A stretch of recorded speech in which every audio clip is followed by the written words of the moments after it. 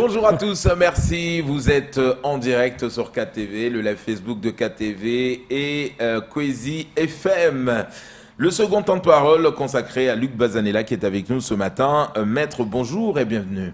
Bonjour, c'est toujours un plaisir de venir vous voir. Alors Luc Bazanella, on va parler avec vous non pas d'une décision de justice, on va pas parler d'une audience, on va parler plutôt des étudiants, notamment des étudiants étrangers.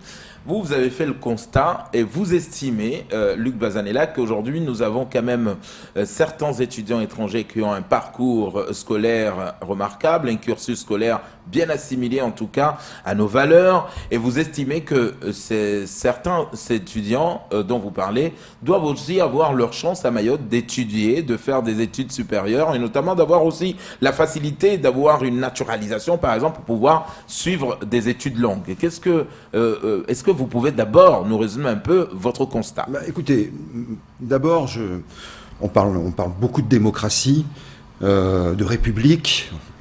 On oublie que le fondement de la République, c'est l'éducation et l'égalité devant l'éducation. On voit dans les pays où il y a de la corruption dans les examens et les concours, on voit aux catastrophes auxquelles ça mène. Et de ce point de vue, on peut s'enorgueillir en France d'avoir une éducation, enfin d'avoir des diplômes qui veulent dire quelque chose, qui ne sont pas issus de la tricherie. Enfin, c'est le fondement, c'est les plus méritants. Et personnellement, parce que je suis fondamentalement républicain, cela me navre de voir des jeunes. C'est moi qui me suis permis d'appeler Monsieur Millian pour lui dire que je voulais quelque part un peu témoigner de la situation.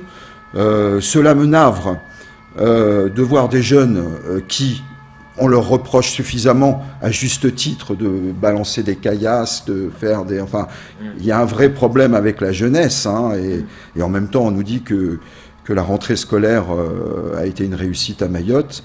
De la même façon, cela me navre de voir que des étudiants qui ont eu leur bac cette année ou l'année d'avant, enfin, qui sont pris dans des écoles qui à La Réunion, qui à Montpellier, ne peuvent pas, même quand ils ont une carte de séjour finalement, parce que ce n'est valable que pour Mayotte, ne peuvent pas, il faut en recourir finalement à un référé administratif. Je dois dire que de ce point de vue, la juridiction administrative de Mamoudzou rend des décisions tout à fait justes, et une jeune étudiante peut tout à fait obtenir via le tribunal administratif une autorisation provisoire de séjour parce que justement elle continue ses études. De la même manière, on peut imaginer qu'il autoriserait cet étudiant à aller à Montpellier ou à La Réunion pour poursuivre ses études. Mais ce qui est fou, c'est que rien n'est prévu à la préfecture pour pallier ce cas. Je veux dire, j'ai bien conscience des difficultés qu'il rencontre, mais il y a vraiment, je trouve qu'il y a un réel problème de communication pour le cas des enfants, des étudiants étrangers, et également, je tiens à le dire, parce que je trouve, dans le cas des mères, des parents d'enfants français étrangers.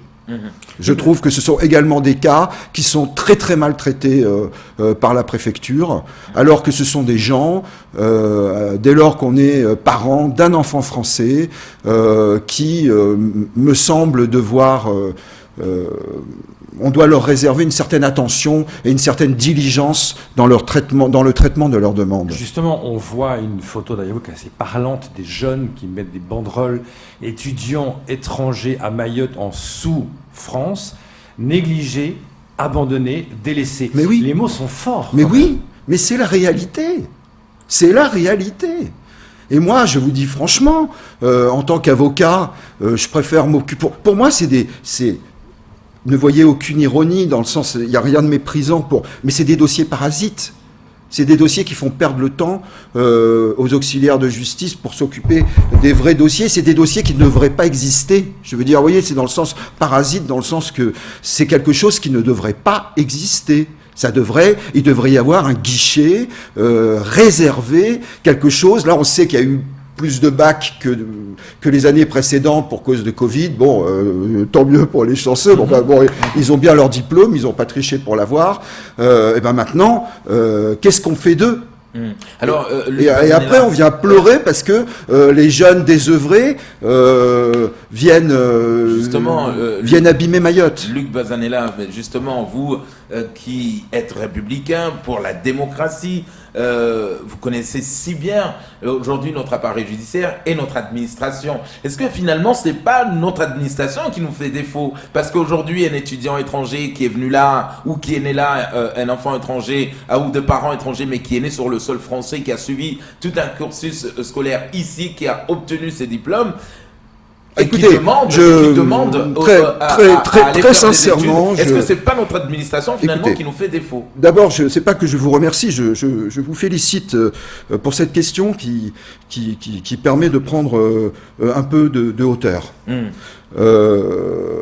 Bon, pour rejoindre ce que vous dites, je pense qu'effectivement, en l'état de la situation, en l'état du fait. Ça a peut-être été une erreur politique en 2011 que l'on s'est mis un carcan législatif français et métropolitain, alors que des lois territoriales eussent été beaucoup plus adaptées à la situation aujourd'hui pour régler le problème à Mayotte. Vous voyez ce que je veux dire? On peut difficilement s'adapter. Je pense effectivement qu'il y a une grande responsabilité de l'État. Parce que de toute façon, les élus ne peuvent pas faire grand-chose. La vérité, elle est là. Hein. Je veux dire, déjà en France, on voit à quel point finalement le Parlement est devenu quelque chose d'ultra très minoritaire, qui est finalement. Donc, je pense qu'il y a eu. Je pense que l'État devrait vraiment prendre les choses en main à Mayotte, et le fait qu'il ne le fasse pas ne laisse pas de préoccuper quand même.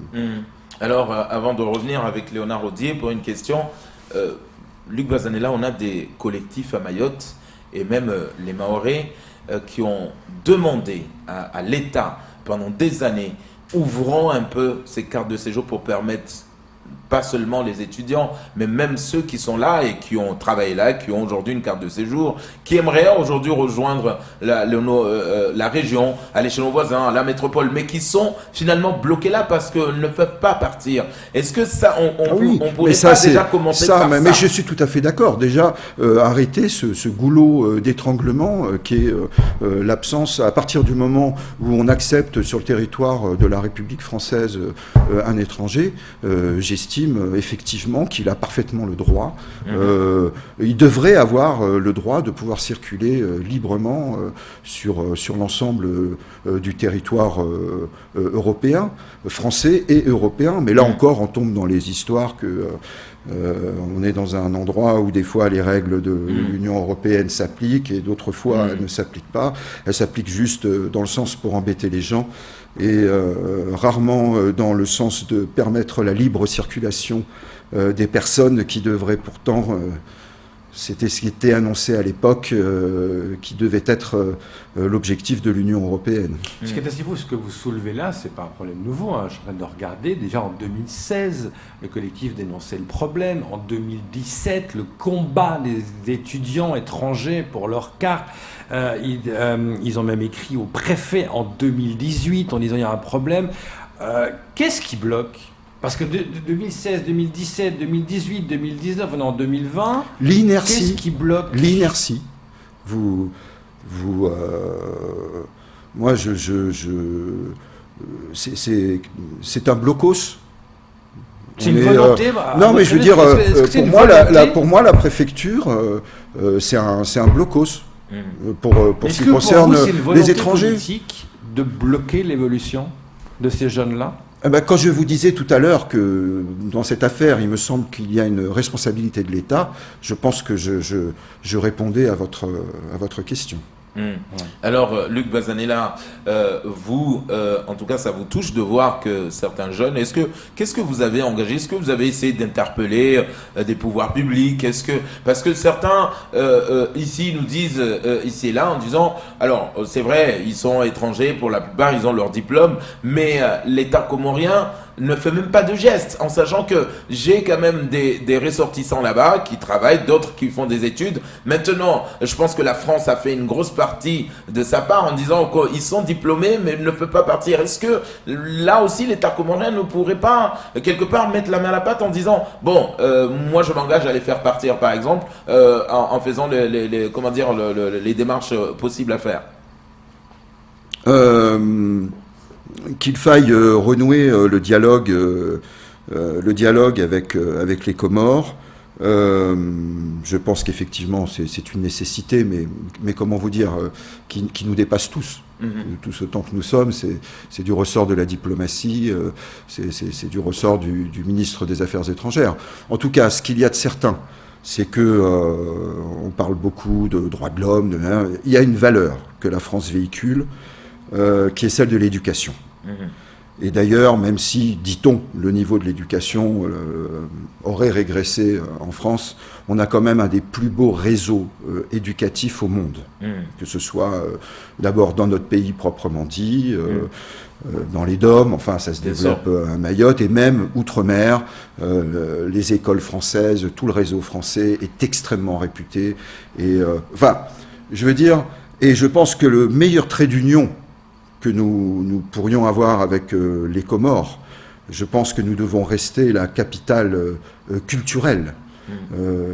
La France doit rester la capitale culturelle des Comoriens, se dotant avec des gens cultivés comme les Comoriens, et qui sont amoureux pour beaucoup de la langue française, de la culture française, et qui sont...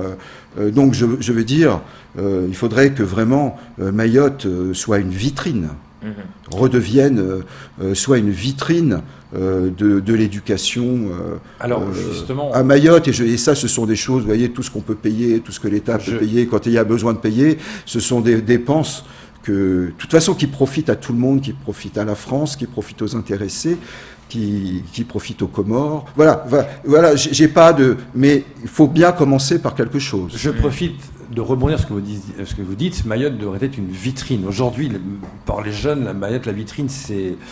On l'a vu hier, les jeunes en déshérence, les barrages, et certains disent que, on va voir, justice, vous connaissez bien ce secteur-là, disent que la justice n'est pas assez ferme pour condamner ces personnes-là, pour justement peut-être retrouver une vitrine de Mayotte. Est-ce que pour vous, la justice n'est pas assez ferme avec cette jeunesse-là ? Écoutez, contrairement à ce qui est dit, bon, mais là, vous voyez, c'est une question difficile que vous me posez, qui m'amène à ce que je peux dire avec certitude, c'est qu'il y a beaucoup de mineurs qui sont mêlés à de vilaines choses et qui sont incarcérés. Je veux dire, il ne faut pas non plus croire que maintenant, c'est sûr que les juges savent faire la différence dans les bandes entre les petits minots manipulés par les parrains, quand c'est le petit minot qui balance la pierre, qui défonce le visage du gendarme, paradoxalement, on va se montrer plus indulgent avec celui-là qui avait 12, 13, 14 ans, totalement sous l'emprise, qu'avec ceux de 18, 19, 20 ans derrière, qui organisent tout, et qui n'ont pas balancé une seule pierre. Voilà, c'est un peu ce que je voudrais dire. Je pense que la justice de Mayotte recherche plus à punir ceux qui manipulent les jeunes, les tout jeunes, c'est ce que j'ai remarqué, en tout cas dans les dossiers d'instruction, dans les dossiers qui nécessitent des approfondissements, parce qu'il y a eu des dommages civils des préjudices corporels importants.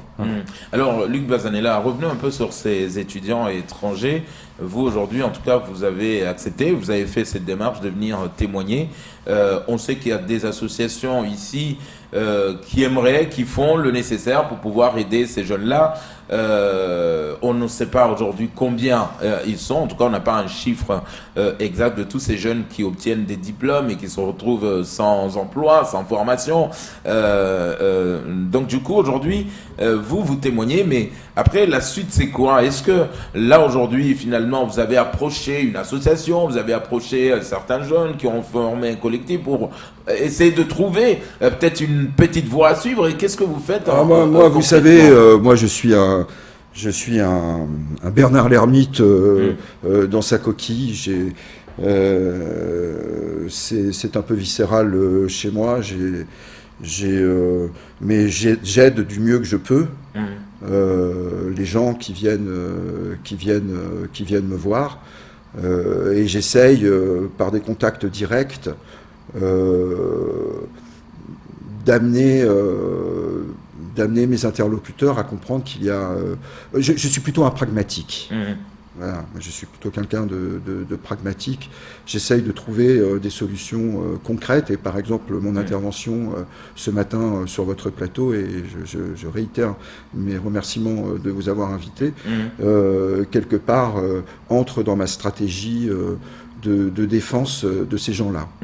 Alors, on le sait que des fois, on peut aider un jeune à monter son dossier parce qu'il a envie de partir mais bien ou sûr, à rentrer dans mais une bien sûr. Non, mais ça, évidemment. Le dossier voilà, arrive, c'est ce que je disais. Je ne sais plus si je l'ai dit sur le plateau tout à l'heure. Enfin, moi, je suis un avocat de quartier. Je suis comme un médecin de quartier qui viendrait témoigner du Covid. Quoi. Donc, je veux dire. Bien sûr, j'aide du mieux que je peux. Vous êtes tombé des fois sur un dossier compliqué où, selon vous, en tout cas, après analyse du dossier, en vous disant non mais c'est pas possible, et vous-même, est-ce que vous avez pris l'initiative d'aller à la préfecture? Monsieur, selon les textes, selon l'administration, ce jeune homme... Mais de toute façon, aller à la préfecture, comment voulez-vous que j'aille à la préfecture? J'écris. Ouais. Bien sûr, j'écris à la préfecture, j'engage les recours qu'il faut engager, recours gracieux, recours... Enfin, je veux dire...